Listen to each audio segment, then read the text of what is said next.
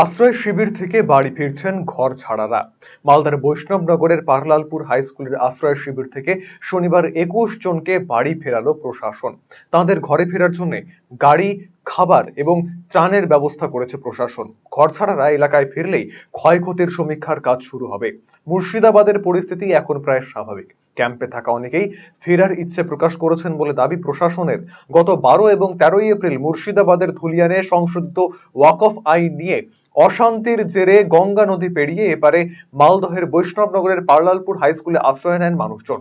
প্রায় 345 জন মানুষ আশ্রয় শিবিরে এসেছিলেন। ধাপে ধাপে অনেকে ফিরে যাওয়ায় শিবিরের লোক সংখ্যা কমে দাঁড়িয়েছে 215 জন, যাদের মধ্যে অধিকাংশ মহিলা।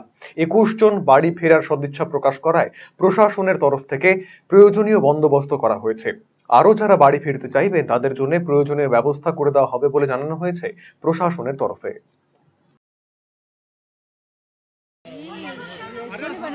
শনিবার এসেছিলেন? কোথায় এসেছিলেন? হ্যাঁ, দিয়ে ও দিয়ে স্কুলে ছিলেন? হ্যাঁ হ্যাঁ, দিয়ে পাল্লালপুর স্কুলে ছিলেন? দিয়ে আজকে চলে যাচ্ছেন? প্রশাসন, পুলিশ প্রশাসন নিয়ে যাচ্ছে আপনাদের? ব্লক প্রশাসন, পুলিশ প্রশাসন নিয়ে যাচ্ছে? বাড়িতে ওপার নিয়ে যাচ্ছে? ও, কোথায় আপনার বাড়ি? জানেন, আমরা 13 তারিখ থেকেই এখানে লেগে আছি ক্যাম্পে।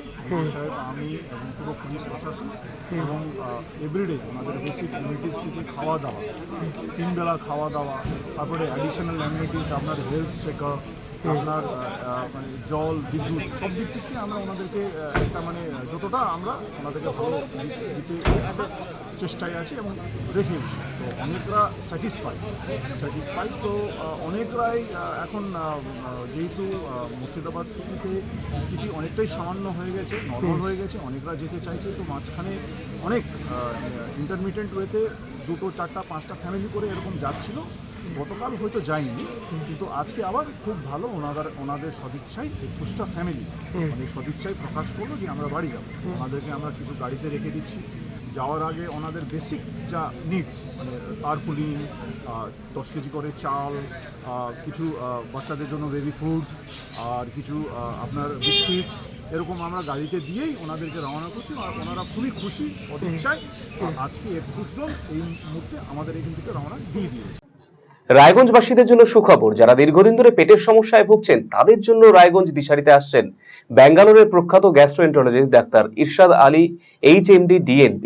এখন থেকে প্রতি মাসে নির্দিষ্ট দিনে ডাক্তারবাবুকে দেখাতে আজই যোগাযোগ করুন দিশারি হেলথ কেয়ার, উকিলপাড়া, রায়গঞ্জ শাখায়।